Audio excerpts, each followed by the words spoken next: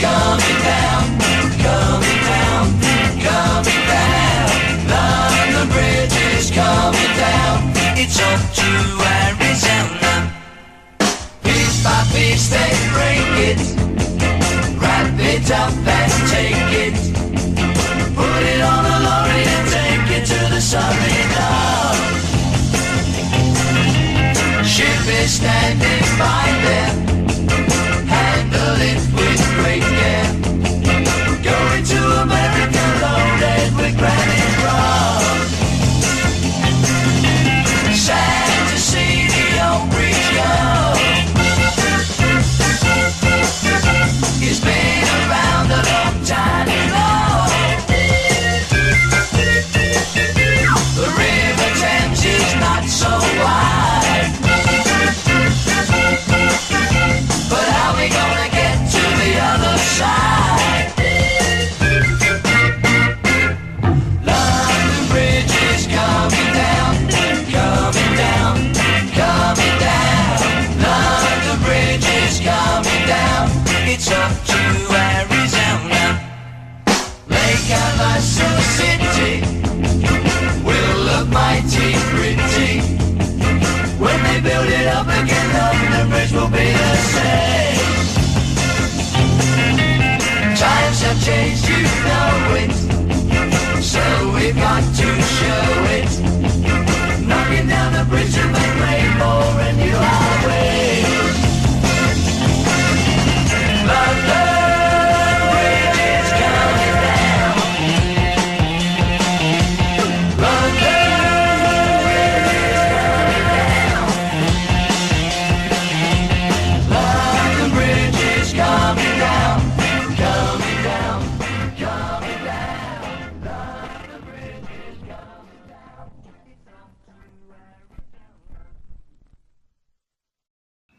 Hello and welcome once again to the Dr. Zeero Xiron Free Magic Secrets Show, where we investigate all forms of magic. And today we're going to talk about a classic witchy item, and that's known as the Witch's Flying Ointment, which mythologically, or in reality, witches were said to like rub a magic potion on themselves in order to basically trip the fuck out, leave their bodies and go to some astral realm or converge with the devil in the woods. So, you know, it's a pretty basic thing. And I have here like a recipe on how to supposedly make it, theoretically. So I figure, this is great fodder for the Free Magic Secret Show. And there's a bit of a chapter that precedes it. So this is from a book called The Poison Path Herbal, Baneful Herbs, Medicinal Nightshades, and Ritual Entheogens by Kobe Michael. And there's a grimoire as well that came out recently, which I haven't picked up yet. But this is like the book of base knowledge. So we'll just get right to it, eh? So the Witch's Flying Ointment, Chapter 3. Ointments, Ointments were in widespread use as medicinal preparations long before their associations with witches and their Sabbath meanings. Some of the earliest written recipes come from the Trocula, a collection of 3 12th century Italian medical texts on women's health written in Salerno, Italy. The text is named for the historic figure Trocula of Salerno, a female physician credited with writing one of the texts. The Trocula texts circulated widely throughout medieval Europe. These ointments were used to treat a wide variety of symptoms, and their creation was common knowledge. They were originally part of the pharmacopoeia of village herbalists and apothecaries. Ointments containing solanaceous and soporific sleep-inducing plants were common in pre-modern medicine. Many of them contained medicinal herbs that were known to have entheogenic properties. Their connection to diabolic witchcraft did not begin until the Middle Ages. The lines became blurred between medieval superstition and folklore, the deluded beliefs of the inquisitors, and actual pagan practices of pre-Christian Europe. The idea that individuals used entheogenic ointments as magical catalysts prior to this time period is unlikely. However, pre-existing documentation and archaeological discovery support the use of entheogenic plants such as henbane, fly agaric, and mandrake for ritual purposes throughout the ancient world. Plants would have been burned as incense or ingested by drinking an infusion of the plant in water or alcohol. The existence of a witch's ointment was primarily a subject of debate between prosecutors and defendants in the witch trials themselves. There were those who believed that witches' sabbats were real and that the ointment enabled a witch to fly to these gatherings, often attended by the devil. The ointments that witches used for this purpose contained noxious and deadly ingredients, which was considered evidence of their iniquity. At best, these ointments were used by the devil to create delusions of the senses and prey on the weakened minds of those who partook in them. At worst, they were nefarious preparations used by the devil's agents to bewitch the innocent, work malefica, and transport themselves to the witch's sabbat. The other argument was that the witch's sabbat was a delusion induced by the hallucinogenic ingredients in these ointments. Thus, the witch's sabbat did not exist, and the accused were not guilty of crimes of witchcraft. The idea that these experiences were fantasies and visions brought on by these dangerous plants was used by those intellectuals with a more humanistic view to argue the innocence of those accused of witchcraft, since they didn't literally meet with the devil. This debate fueled a body of lore surrounding the witch's ointment. The majority of writings regarding such an ointment come from inquisitorial texts and those written by learned men interested in the topic.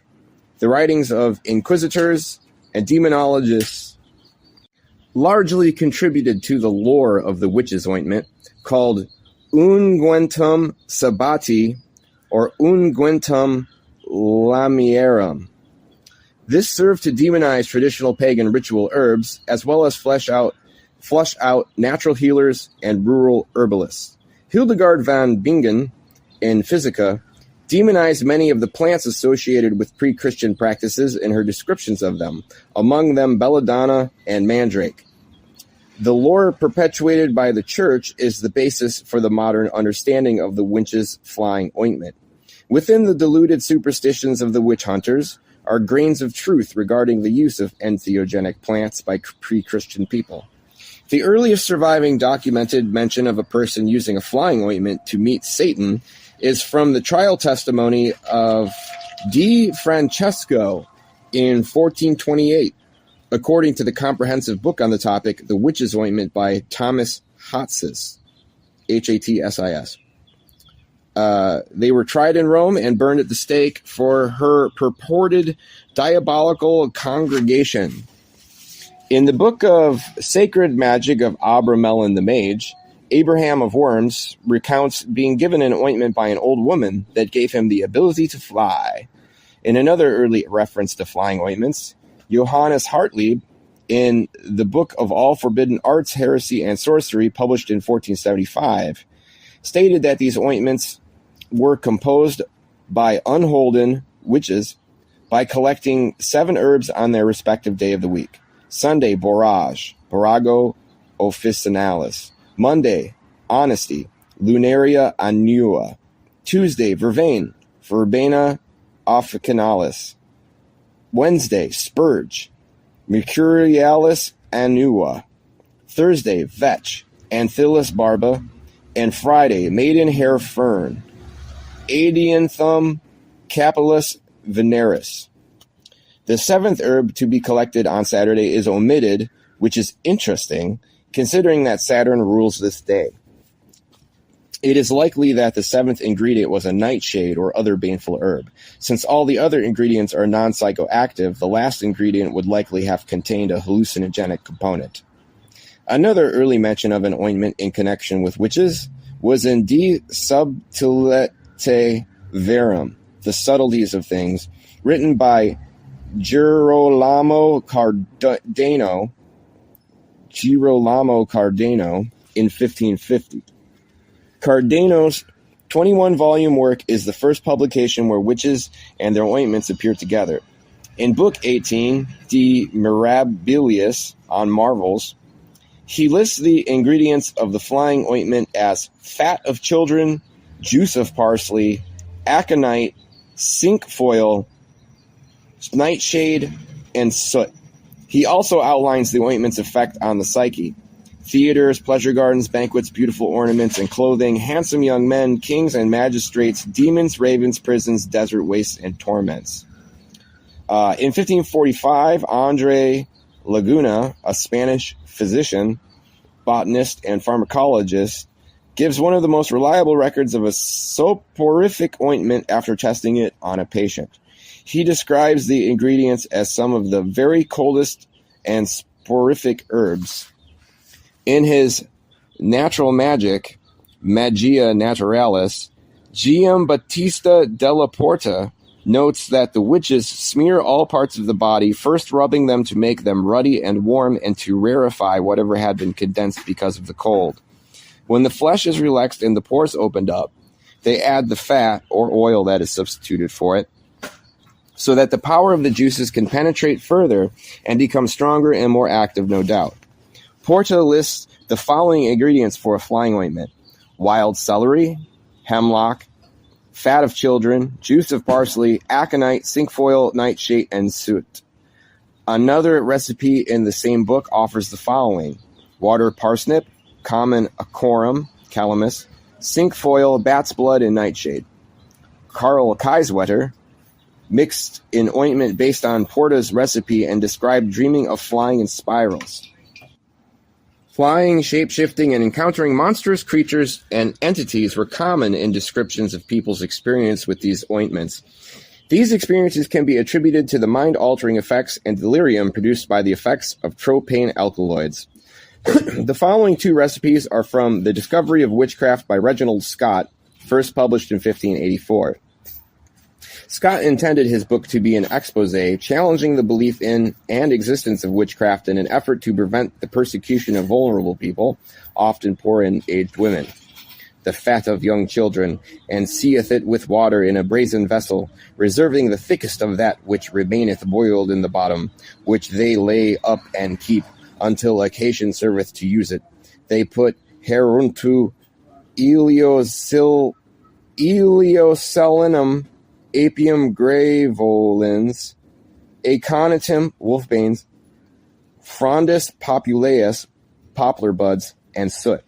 Seum, water parsnip hemlock, Acarum vulgare, Acorus calamus, Pentaphyllon, cinquefoil, the blood of a flittermouse, bat's blood, Solanum somniferum, Atropa belladonna, and Oleum. The plants mentioned in medieval flying ointment recipes raise questions about their effectiveness and whether these recipes were used for their alleged purpose. Many of the ingredients listed either do not have any entheogenic properties or are extremely toxic.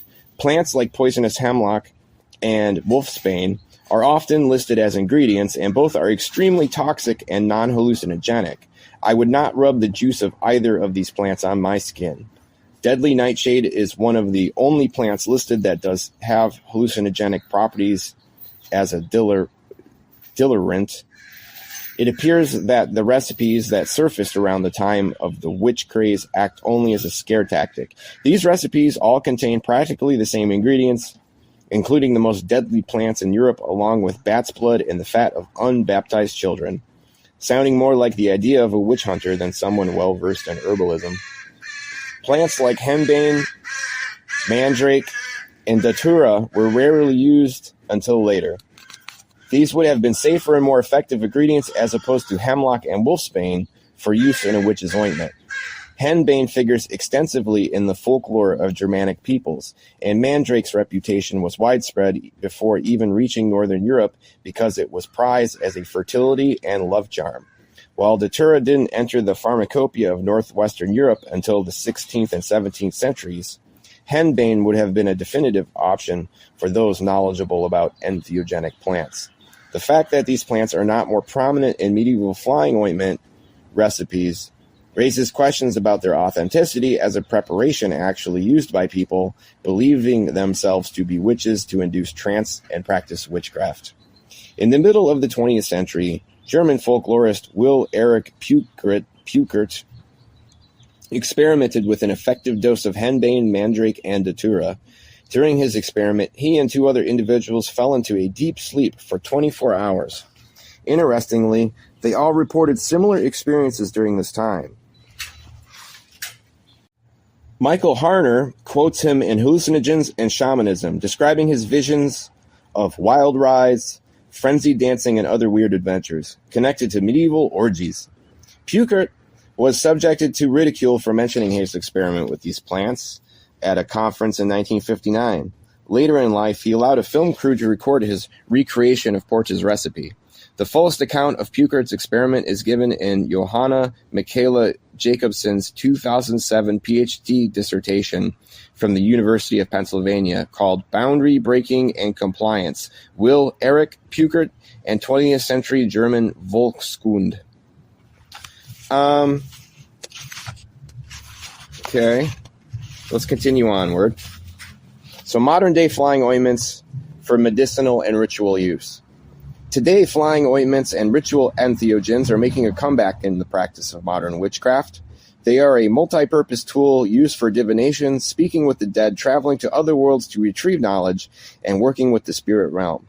For many years, ritual entheogens were equated with hallucinogenic drugs in the modern neo-pagan community, and knowledge of these plants returned to the shadows. Their lore survived in folk magic and traditional witchcraft circles. These preparations are being sought out as a means of achieving altered states of consciousness and inducing trance to connect with deities and natural spirits, practice shape-shifting, and acquire information psychically. Achieving hallucinogenic doses is not the goal here, and with most of these plants, the hallucinogenic dose and toxic dose are precariously close. At safe dosages, these preparations can provide a means for enhancing altered states in combination with other techniques. They relax the body and mind, lowering inhibitions and opening the practitioner up to subtle reality. Making a flying ointment. Flying ointments are easy to make in theory, and one can use any basic salve-making recipe. Salves are made by infusing oil with dry plant material and then heating the oil along with beeswax to give it a thicker consistency. Vitamin E oil or rosemary essential oil can be added to help with preservation. I use grapeseed oil because it already contains vitamin E and is practically scentless, but any vegetable oil will work. You can also take a more traditional route and use rendered pork or goose fat. Other essential oils can also be added for aromatherapy or to enhance the action of the ointment. Mugwort essential oil can be added if you plan on using the ointment for divination or to enhance dreaming and produce more vivid experiences if applying the ointment before bed. Clary sage, lavender, rosemary, and spikenard all have the effect of enhancing the mental faculties, dream recall, and mental clarity. This helps with focus and bringing information back from the spirit world. Some practitioners will also add additional ingredients for their sympathetic magic. Talk about adding animal feathers and stuff, adding soot. So let's jump to this. When infusing the oil, it is important to use heat because the water-soluble alkaloids do not extract as readily into the oil as they do into water or alcohol. A small amount of vodka can be poured over the dry plant material before infusing. This helps break down the cell walls of the plant and makes the extraction process more efficient. I use a double boiler method to warm the oil by filling a slow cooker with a couple inches of water, placing a glass jar containing the oil infusion into the water, and letting it sit for 4 to 6 hours. I also allow the oil to infuse naturally, leaving it for an additional 2 to 4 weeks, taking advantage of both heat and time. The oil is kept in a warm and dark place.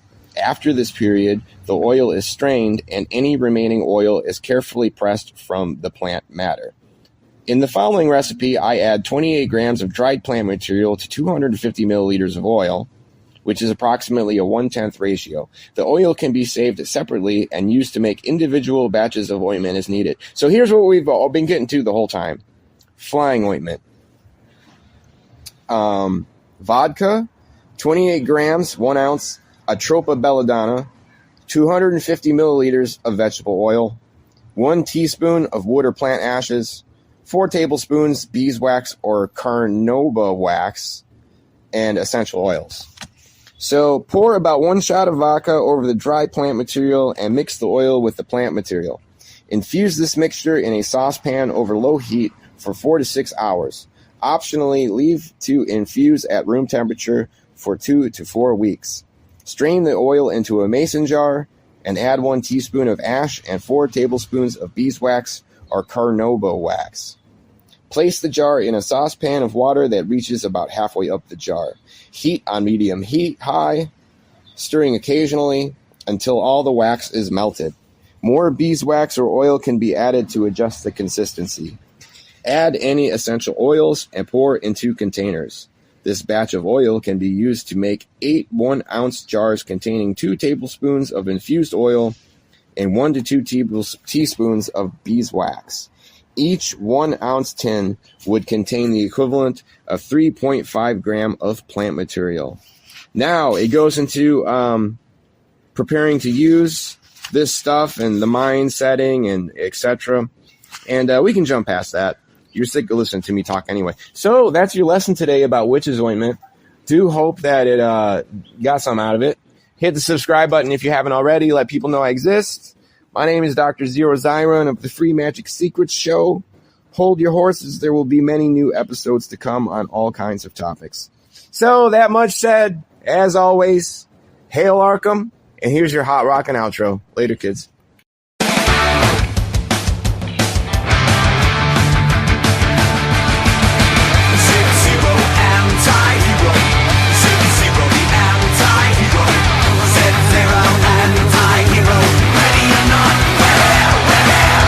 Zeero, Lord of the Void, paranoid, a true anti-hero with steel in the groin, spanning the globe slowly like only he can. Now turn those eyeballs inside out and bleed the vacuum, man. Zeero, anti-hero. Zeero, the anti-hero. Zeero, anti-hero. Ready or not, Zeero, the Alpha Omega, the man, hitting harder than any mere mortal Zip can. With his psychic crash landed on acid they rain. You can call, but don't bother, he cannot be named.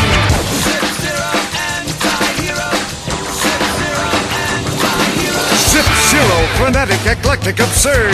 He's nowhere like nothing, now haven't you heard? Zeero, no fear though, just blood, guts, and gash. Making history bold, making records for